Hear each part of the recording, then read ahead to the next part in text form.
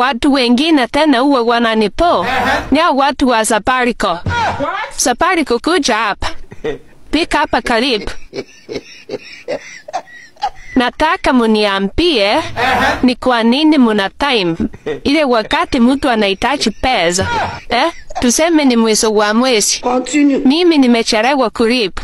Kila wakati nakaa nikiangalia kama message ya pesa imeingia. Ama unakuta mtu ameniahidi atanitumia pesa leo. Nimekaa nikingojea pesa. Iyo wakati ndio mnadai mnadumia messages.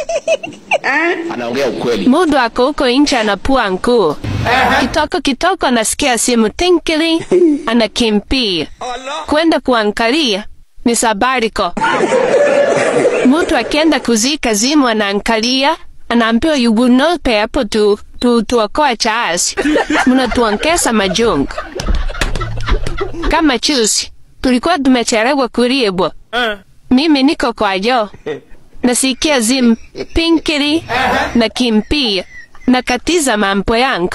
Kukucha kuangalia, wananiambia Chipampe na Opa Modomodo. Opa Modomodo napeleka wapi na sina pesa? I wonder.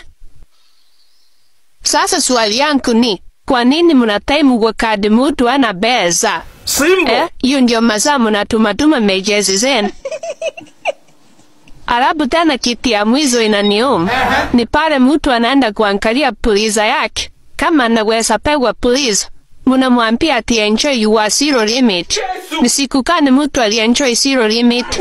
Kuja hapa mtuambie. Nyinyi mnaweza enjoy zero? Anaongea ukweli. Photo.